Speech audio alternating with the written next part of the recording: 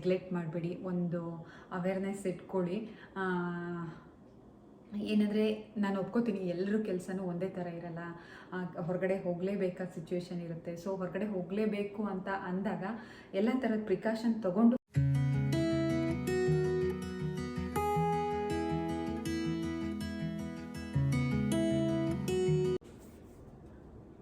Hello everyone, ಎಲ್ರಿಗೂ ನಮಸ್ಕಾರ. Welcome back to JJ's Kannada vlogs. So ಇವತ್ತು ಏದ್ರ ಬಗ್ಗೆ ವಿಡಿಯೋ ಮಾಡೋಣ ಅಂತ ಮಾಡ್ತಾ ಇದ್ದೀನಿ ಅಂದರೆ, ಸೊ ಈಗ ನನ್ನ ಮನೆಗೆಲ್ಲ ಫೋನ್ ಮಾಡಿದ್ರೆ ಅಥವಾ ರಿಲೇಟಿವ್ಸ್ಗೆ ಯಾರಿಗಾದ್ರೂ ಫೋನ್ ಮಾಡಿದ್ರೆ ಇಲ್ಲ ಫ್ರೆಂಡ್ಸ್ಗೆ ಫೋನ್ ಮಾಡಿದ್ರೆ ಎಲ್ಲರೂ ಕೇಳೋವಂಥ ಒಂದು ಕಾಮನ್ ಕ್ವಶನ್ ಈಗ ಏನಂದರೆ, ಈಗ ಅಲ್ಲಿ ಹೇಗಿದೆ ಸಿಚುವೇಶನ್ ಅಂತ. ಅಲ್ಲಿ ಅಂದರೆ ಇಲ್ಲಿ US ಅಲ್ಲಿ ಹೇಗಿದೆ ಸಿಚುವೇಶನ್, ಈಗ ಕೋವಿಡ್ ಸಿಚುವೇಶನ್ ಹೇಗಿದೆ ಅಂತ. ಹಾಗೆ ನೀವು ವ್ಯಾಕ್ಸಿನ್ ತಗೊಂಡ್ರಾ ಅಥವಾ US ಅಲ್ಲಿ ಒಟ್ಟು ಪಾಪ್ಯುಲೇಷನ್ ಎಷ್ಟು, ಈ ಥರ ಕ್ವಶನ್ಸ್ ಕೇಳ್ತಾರೆ. ಸೊ ಈ ಥರ ಎಲ್ಲ ಯಾಕೆ ಕ್ವಶನ್ ಈಗ ಕೇಳ್ತಿದ್ದಾರೆ ಅಂತ ನಿಮಗೂ ಗೊತ್ತಿದೆ. ಯಾಕಂದರೆ ಇಂಡಿಯಾದಲ್ಲಿ ಈಗ ದಿನಕ್ಕೆ ಕೇಸಸ್ ತುಂಬಾ ಜಾಸ್ತಿ ಆಗ್ತಿದೆ. ನಿಜವಾಗಿಯೂ ಅದನ್ನು ನಾವು ನ್ಯೂಸಲ್ಲಿ ನೋಡಿದಾಗ ಅಥವಾ ಕೇಳಿದಾಗ ತುಂಬ ಅಂದರೆ ತುಂಬ ಬೇಜಾರಾಗುತ್ತೆ.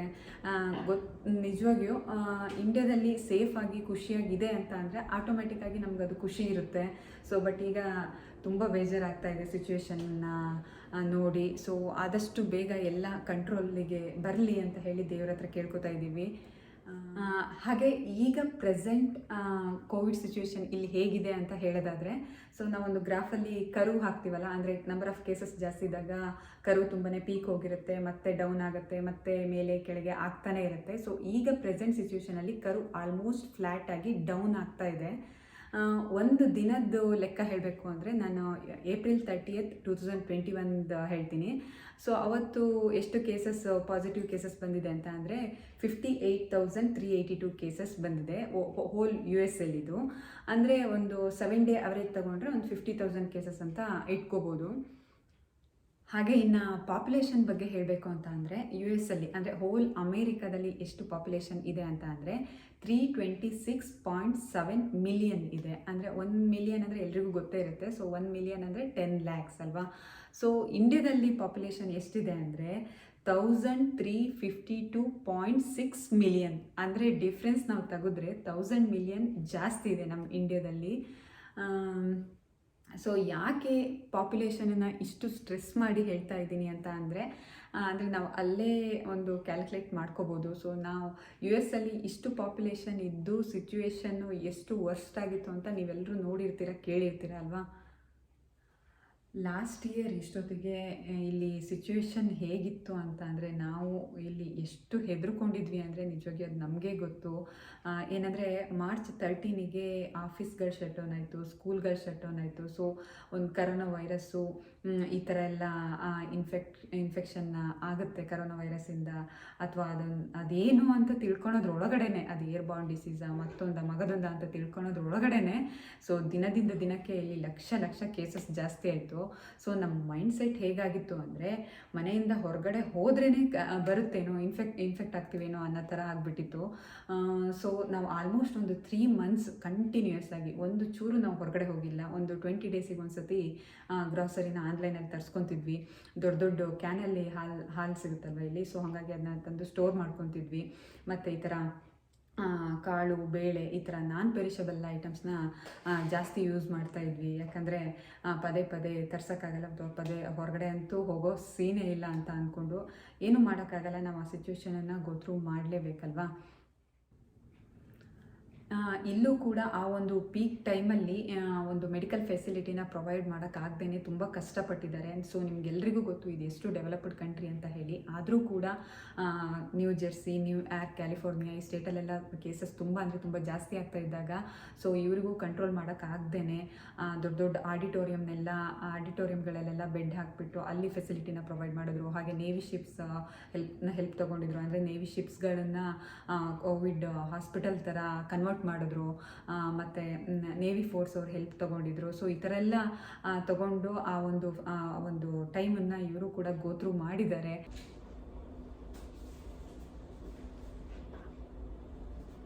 ಹಾಗೆ ಇದು ನೋಡಿ, ಇದು ಕ್ಲಾರೆಕ್ಸ್ ಡಿಸ್ಇನ್ಫೆಕ್ಟಿಂಗ್ ವೈಪ್ಸ್. ಇದು ಇಲ್ಲಿ ತುಂಬಾ ಯೂಸ್ ಮಾಡ್ತಾರೆ. ಆ್ಯಕ್ಚುಲಿ ಈಗ ಇದೆಲ್ಲ ಅವೈಲಬಲ್ ಇದೆ. ಬಟ್ ಅದೇ ಲಾಸ್ಟ್ ಇಯರ್ ಈ ಟೈಮ್ಗೆ ನಮಗೆ ಡಿಸಿನ್ಫೆಕ್ಟಿಂಗ್ ವೈಪ್ಸ್ ಇರ್ಬೋದು, ಸ್ಪ್ರೇಗಳಿರ್ಬೋದು ಅಥವಾ ಹ್ಯಾಂಡ್ ಸೋಪ್ ಇರ್ಬೋದು ಯಾವುದೂ ಸಿಗ್ತಾ ಇರಲಿಲ್ಲ. ಎಲ್ಲದೂ ತುಂಬಾ ಸ್ಕೇರ್ಸಿಟಿ ಆಗಿ ಹೋಗ್ಬಿಟ್ಟಿತ್ತು. ಅದಲ್ಲದೆ ನಮಗೆ ತುಂಬಾ ಅವಶ್ಯಕತೆ ಇರತಕ್ಕಂಥ ಮಾಸ್ಕ್ಗಳಿರ್ಬೋದು, ಸ್ಯಾನಿಟೈಸರ್ ಇರ್ಬೋದು, ಅದು ಕೂಡ ಸಿಗ್ತಾ ಇರಲಿಲ್ಲ. ಅದೇ ಹೇಳಿದ್ನಲ್ಲ, ಇಲ್ಲಿ ನಮಗೆ ಏನಿದು ಏನು ಹಾಗ ಹೀಗ ಅಂದ್ಕೊಳ್ಳೋದ್ರೊಳಗಡೆನೇ ಅಷ್ಟು ಸ್ಪ್ರೆಡ್ ಆಗಿ ಹೋಗಿತ್ತು. ಸೊ ಹಾಗಾಗಿ ಅದೆಲ್ಲ ತುಂಬಾ ಸ್ಕೇರ್ಸಿಟಿ ಆಗಿತ್ತು. ನಾವೇನು ಮಾಡಿದ್ವಿ ಅಂತ ಅಂದರೆ, ನಾವು ಆನ್ಲೈನಲ್ಲಿ ಹ್ಯಾಂಡ್ ಕರ್ಚೀಫ್ ಸ್ವಲ್ಪ ದೊಡ್ಡ ಸೈಜಿಂದು ತರಿಸ್ಕೊಂಡಿದ್ವಿ. ಯಾಕಂದರೆ ಏನಾದರೂ ಎಮರ್ಜೆನ್ಸಿ ಬಂದರೆ ಬೇಕಲ್ಲ ಅಂತ ಹೇಳಿ. ಅನಿಲ್ಗೆ ಲೈಸೆನ್ಸ್ ಎಲ್ಲ ರಿನ್ಯೂವಲ್ ಇತ್ತು. ಆಗ ಅವರು ಹ್ಯಾಂಡ್ ಕರ್ಚೀಫ್ನೇ ಕಟ್ಕೊಂಡು ಹೋಗಿದ್ರು. ಬಟ್ ಈಗ ಇದೆಲ್ಲ ಅವೈಲಬಲ್ ಇದೆ. ಸೊ ಈ ಥರ ಈಗ ಅವೈಲಬಲ್ ಇರೋದ್ರಿಂದ ನಾನು ಈ ಥರ ಸ್ಯಾನಿಟೈಸ್ ಮಾಡ್ತಾ ಇದ್ದೀನಿ. ಇಲ್ಲ ಅಂದರೆ ಲಾಸ್ಟ್ ಇಯರೆಲ್ಲ ನಾವು ಸೋಪ್ ವಾಟರಲ್ಲಿ ಸ್ಯಾನಿಟೈಸ್ ಮಾಡ್ಕೊತಾ ಇದ್ವಿ. ಏನಂದರೆ ಇದೇ ಥರ ಮಾಡಬೇಕು, ಹೀಗೇ ಮಾಡಬೇಕು, ಆ ಥರ ಎಲ್ಲ ಏನೂ ಹೇಳ್ತಾ ಇಲ್ಲ ನಾನು. ಸೊ ನಾನು ಈ ಥರ ಮಾಡ್ತಾ ಇದ್ದೆ ಅಂತ ಹೇಳ್ತಾ ಇದ್ದೀನಿ. ಅಂದರೆ ಎಲ್ಲರ ಸಿಚುವೇಶನ್ನು ಒಂದೇ ಥರ ಇರಲ್ಲ. ಸೊ ನಮ್ಗೆ ಹೇಗೆ ಅನುಕೂಲ ಆಗುತ್ತೋ ಹಾಗೆ ಸ್ಯಾನಿಟೈಸ್ ಮಾಡಿಕೊಂಡು ಇಟ್ಕೊಳ್ಳೋದು. ಹಾಗೆ ಎಲ್ಲಾದರೂ ಹೊರಗಡೆ ಹೋಗಿ ಬಂದಾಗ ಈ ಥರ ಡೋರ್ ನಾಬ್ಸಿಗೆಲ್ಲ ಸ್ವಲ್ಪ ಸ್ಪ್ರೇ ಮಾಡಿ, ಡಿಸಿನ್ಫೆಕ್ಟಿಂಗ್ ಸ್ಪ್ರೇ ಮಾಡಿ ಸ್ಯಾನಿಟೈಸ್ ಮಾಡ್ಕೊಳ್ಳೋದು. ಯಾಕಂದರೆ ಇಲ್ಲೂ ನಮಗೆ ವೇರಿಯಂಟ್ಸ್ ಬಗ್ಗೆ ಏನೂ ಐಡಿಯಾ ಇಲ್ಲ. ಸೊ ಹಾಗಾಗಿ ಇದು ಅವಾಗಿಂದನೂ ನಾವು ಹೀಗೆ ಮಾಡ್ತಾ ಇದ್ದೀವಿ. ಸೊ ಅದೊಂದು ಹ್ಯಾಬಿಟ್ ಥರ ಬಿಲ್ಡ್ ಆಗಿಬಿಟ್ಟಿದೆ. ಸೊ ಈ ಸಿಚುವೇಶನ್ಗೆ ಇದು ತುಂಬಾ ಒಳ್ಳೆಯದಿದು ಈ ಥರ ಮಾಡೋದು.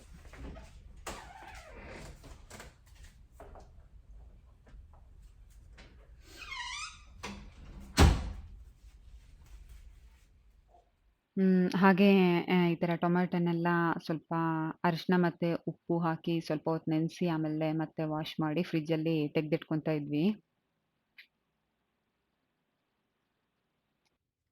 ಹಾಗೆ ಇಲ್ಲಿ ವ್ಯಾಕ್ಸಿನ್ ಬಗ್ಗೆ ಹೇಳಬೇಕು ಅಂತ ಅಂದರೆ ಇಲ್ಲಿ 3 ಟೈಪ್ಸ್ ನಿಮ್ಗೆಲ್ರಿಗೂ ಗೊತ್ತೇ ಇದೆ. ಫೈಸರ್, ಮಾಡರ್ನಾ ಮತ್ತು Johnson and Johnson. Johnson and Johnson ರೀಸೆಂಟಾಗಿ ಕ್ಲೋಸ್ ಮಾಡಿದ್ರು. ಅಂದರೆ ಸ್ವಲ್ಪ ಜನಕ್ಕೆ ಸೈಡ್ ಎಫೆಕ್ಟ್ಸ್ ಆಗಿತ್ತು ಅಂತ ಹೇಳಿ, ಅಂದರೆ ಬ್ಲಡ್ ಕ್ಲಾಟ್ ಆಗ್ತಿತ್ತು ಅಂತ ಹೇಳಿ. ಬಟ್ ಮತ್ತೆ ಈಗ ಅದನ್ನ ರೀಓಪನ್ ಮಾಡಿದ್ದಾರೆ. ಜಾನ್ಸನ್ ಆ್ಯಂಡ್ ಜಾನ್ಸನ್ ಆದರೆ ಒಂದೇ ಡೋಸ್ ಇರುತ್ತೆ. ಫೈಸರ್ ಮತ್ತು ಮಾಡರ್ನಾ ಆದರೆ 2 ಡೋಸ್ ಇರುತ್ತೆ. ನಾವು ತೊಗೊಂಡಿದ್ದು ಫೈಸರ್. ಇನ್ನು ಇಲ್ಲಿ ಹೇಳಬೇಕು ಅಂತ ಅಂದರೆ ಇಲ್ಲಿ ಆಲ್ರೆಡಿ ಈಗ 200 ಮಿಲಿಯನ್ ಪೀಪಲ್ ವ್ಯಾಕ್ಸಿನೇಟೆಡ್ ಆಗಿದ್ದಾರೆ. ಅಂದರೆ ಅದರಲ್ಲಿ 100 ಮಿಲಿಯನ್ ಪೀಪಲ್ ಕಂಪ್ಲೀಟಾಗಿ ವ್ಯಾಕ್ಸಿನೇಟೆಡ್ ಆಗಿದ್ದಾರೆ. ಅಂದರೆ 2 ಡೋಸು ಕಂಪ್ಲೀಟ್ ಆಗಿದೆ. ಇನ್ನು 100 ಮಿಲಿಯನ್ ಪೀಪಲು 1 ಡೋಸ್ ಆಗಿದೆ ಅಂತ. ಹಾಗೆ ಈ ವರ್ಷ ಧೈರ್ಯವಾಗಿ ನಾನೇನು ಹೇಳ್ಬೋದು ಅಂತ ಅಂದ್ಕೊಂಡಿದ್ದೀನಿ ಅಂದರೆ, ನೀವೆಲ್ಲೂ ಜಾಸ್ತಿ ಎಕ್ಸ್ಪೋಸ್ ಆಗ್ತಿಲ್ಲ, ಹೊರಗಡೆ ಎಲ್ಲೂ ಜಾಸ್ತಿ ಎಕ್ಸ್ಪೋಸ್ ಆಗ್ತಿಲ್ಲ ಅಂದರೆ ಮನೆ ಒಳಗಡೆ ನೀವು ಖಂಡಿತ ಸೇಫ್ ಆಗಿರ್ಬೋದು ಅಂತ ಹೇಳ್ಬೋದು.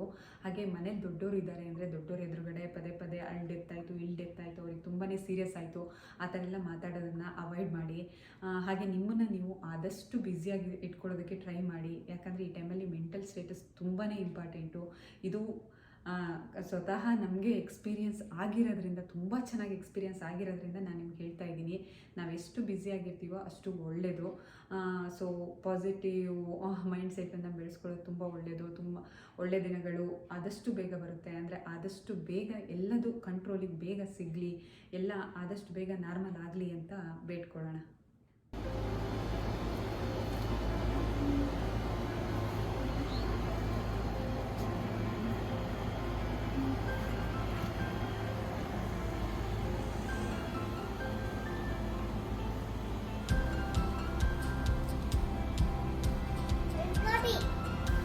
ಗಾಡಿ ಬಿಟ್ಟಿದ್ಯಾ? Okay okay okay.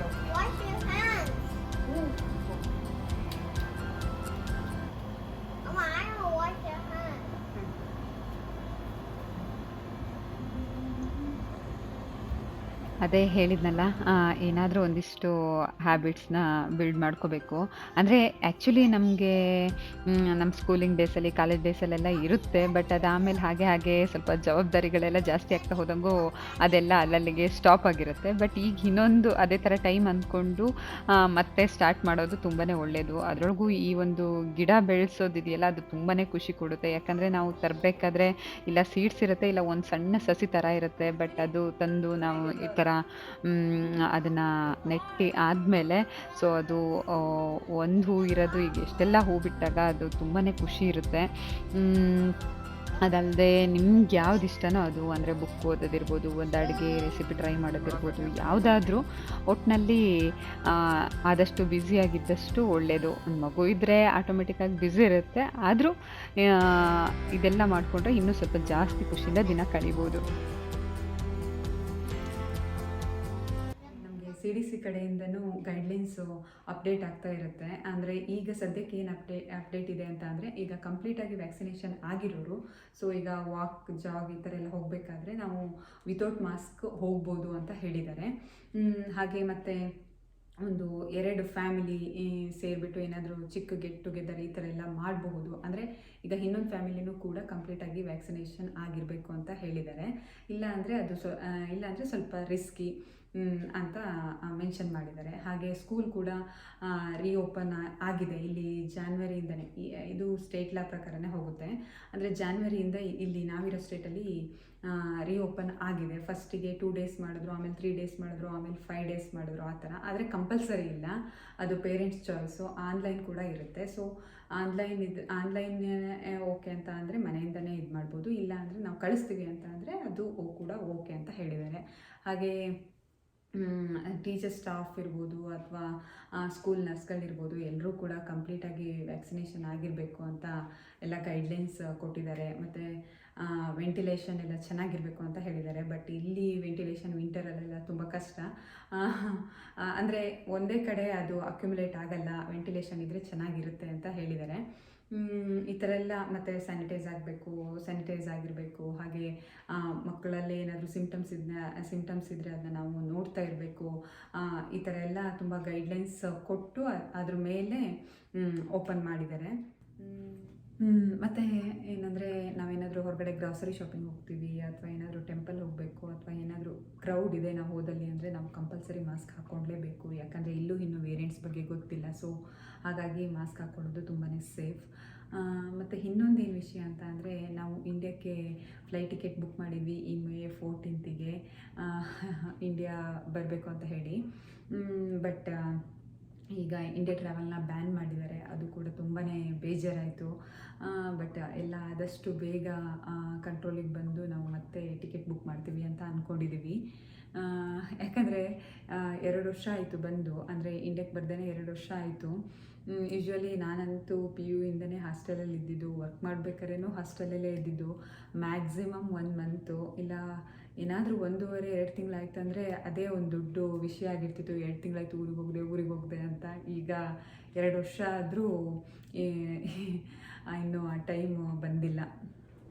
ಹಾಗೆ ಇನ್ನೊಂದೇನೆಂದರೆ, ಇಲ್ಲಿ ಪ್ಯಾಂಡಮಿಕ್ ಸ್ಟಾರ್ಟ್ ಆಗೋದಕ್ಕೂ ಮುಂಚೆನೇ, ಅಂದರೆ ಈವನ್ ನಾರ್ಮಲ್ ಡೇಸಲ್ಲಿ ಇಲ್ಲಿ ಯಾವ ಥರ ಅಂದರೆ ಇಲ್ಲಿ ತುಂಬಾ ಹೈಜಿನಿಕ್ ಆಗಿರ್ತಾರೆ. ಆಗಲೇ ಎಲ್ಲ ಸ್ಯಾನಿಟೈಸರು ನಾರ್ಮಲ್ ಡೇಸಲ್ಲೇ ಇವರೆಲ್ಲ ಯೂಸ್ ಮಾಡ್ತಾರೆ.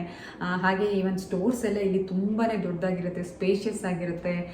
ಈವನ್ ನಾವು ಗ್ರಾಸರಿ ಶಾಪ್ಗೆಲ್ಲ ಹೋದಾಗ, ಗ್ರಾಸರಿ ತರಕ್ಕೆ ಹೋದಾಗ, ಈಗ ಒಂದು ನಮ್ಮ ಕಾರ್ಟಿಂದ ಇನ್ನೊಬ್ರು ಕಾರ್ಟಿಗೆ ಮಿನಿಮಮ್ 3 feet ಡಿಸ್ಟೆನ್ಸ್ ಇರುತ್ತೆ. ಸೊ ಅಷ್ಟೆಲ್ಲ ಇದ್ದೇನೆ ನಾನು ಆ ಥರ ಈಗ ಒಂದು ಅಂಟ್ಕೊಂಡಿರೋ ಥರ ಎಲ್ಲ ನಾನು ಎಲ್ಲೂ ನೋಡೇ ಇಲ್ಲ, ಯಾವ ಶಾಪಲ್ಲೂ ನೋಡಿಲ್ಲ. ಸೊ ಆ ಥರ ಎಲ್ಲ ಅಷ್ಟು ಒಂದು ಇದಿದ್ದೇನೆ ಇಲ್ಲಿ ಯಾವ ಥರ ಸ್ಪ್ರೆಡ್ ಆಯಿತು ಅಂತ ನಿಮ್ಗೆಲ್ರಿಗೂ ಗೊತ್ತೇ ಇದೆ. ಇನ್ನು ನಮ್ಮ ಇಂಡಿಯಾದಲ್ಲಿ ಎಷ್ಟು ಪಾಪ್ಯುಲೇಷನ್ ಇದೆ ಹೇಳಿ. ಸೊ ಆ ಪಾಪ್ಯುಲೇಷನಿಗೆ ಸ್ಪ್ರೆಡ್ಡು ಇನ್ನೂ ತುಂಬಾ ಜಾಸ್ತಿ ಆಗ್ತಾ ಹೋಗುತ್ತೆ. ಸೊ ಹಾಗಾಗಿ ಏನು ಗೈಡ್ಲೈನ್ಸ್ ಇದೆಯೋ ಅದನ್ನೆಲ್ಲರೂ ಫಾಲೋ ಮಾಡಿ. ಸೊ ಆದಷ್ಟು ಬೇಗ ಸಿಚುವೇಶನ್ ತುಂಬ ಬೇಗ ಕಂಟ್ರೋಲ್ ಆಗಲಿ ಅಂತ ಕೇಳ್ಕೊಳ್ಳೋಣ. ಯಾರು ಪ್ಲೀಸ್ ನೆಗ್ಲೆಕ್ಟ್ ಮಾಡಬೇಡಿ, ಒಂದು ಅವೇರ್ನೆಸ್ ಇಟ್ಕೊಳ್ಳಿ. ಏನಂದರೆ ನಾನು ಒಪ್ಕೋತೀನಿ, ಎಲ್ಲರೂ ಕೆಲಸನೂ ಒಂದೇ ಥರ ಇರಲ್ಲ. ಹೊರಗಡೆ ಹೋಗಲೇಬೇಕಾದ ಸಿಚುವೇಶನ್ ಇರುತ್ತೆ. ಸೊ ಹೊರಗಡೆ ಹೋಗಲೇಬೇಕು ಅಂತ ಅಂದಾಗ ಎಲ್ಲ ಥರದ ಪ್ರಿಕಾಷನ್ ತೊಗೊಂಡು ಹೊರಗಡೆ ಹೋಗಿ. ಅಂದರೆ ಈ ಒಂದು ಸಿಚುವೇಶನಲ್ಲಿ 1 ಮಾಸ್ಕ್ ಹಾಕ್ಕೊಳ್ಳೋ ಬದಲು 2 ಮಾಸ್ಕ್ ಹಾಕ್ಕೊಳ್ಳಿ, ನಿಮಗೇ ಡಬಲ್ ಪ್ರೊಟೆಕ್ಷನ್ ಇರುತ್ತೆ. ಸೊ ಯಾಕಂದರೆ ಇದು ಮೈನ್ ಈ ಒಂದು ವೈರಸ್ ನಮಗೆ ಲಂಗ್ ಇನ್ಫೆಕ್ಷನ್ ಜಾಸ್ತಿ ಇರೋದ್ರಿಂದ, ಸೊ ಅದನ್ನ ಅವಾಯ್ಡ್ ಮಾಡಬೇಕು ಅಂದರೆ ನಾವು ಮಾಸ್ಕ್ ಹಾಕ್ಕೊಳ್ಳೇಬೇಕು. ಸೊ ಮಾಸ್ಕ್ ಮಾತ್ರ ಮರಿಬೇಡಿ. ಹಾಗೆ ಸೊ ಒಂದು ಸರ್ಫೇಸನ್ನು ನಾವು ಪದೇ ಟಚ್ ಮಾಡಬೇಕಾಗಿದ್ದೊಂದು ಪರಿಸ್ಥಿತಿ ಬಂತು ಅಂದರೆ, ಸೊ ಆಗ ಹ್ಯಾಂಡ್ ವಾಶ್ ಮಾಡಿ. ಅವಾಗ ಹ್ಯಾಂಡ್ ವಾಶ್ ಮಾಡೋಕ್ಕೆ ಅವಕಾಶ ಇಲ್ಲ ಅಂತ ಅಂದರೆ ಅಟ್ಲೀಸ್ಟ್ ಸ್ಯಾನಿಟೈಸರ್ ಯೂಸ್ ಮಾಡಿ. ಸೊ ಒಟ್ಟಿನಲ್ಲಿ ಎಷ್ಟಾಗುತ್ತೋ ಅಷ್ಟು ಕೇರಲ್ಲಿರಿ, ಸೇಫಾಗಿರಿ, ಹೆಲ್ದಿಯಾಗಿರಿ. ಹಾಗೆ ಪಾಸಿಟಿವಿಟಿನ ಸ್ಪ್ರೆಡ್ ಮಾಡಿ. ಮತ್ತು ಎಲ್ಲದಕ್ಕಿಂತ ಹೆಚ್ಚಾಗಿ ಧೈರ್ಯವಾಗಿರಿ ಅಂತ ಕೇಳ್ಕೊತೀನಿ. ಹಾಗೆ ಈ ವಿಡಿಯೋನ ಇಲ್ಲಿಗೆ ಎಂಡ್ ಮಾಡ್ತಾಯಿದ್ದೀನಿ. Thank you.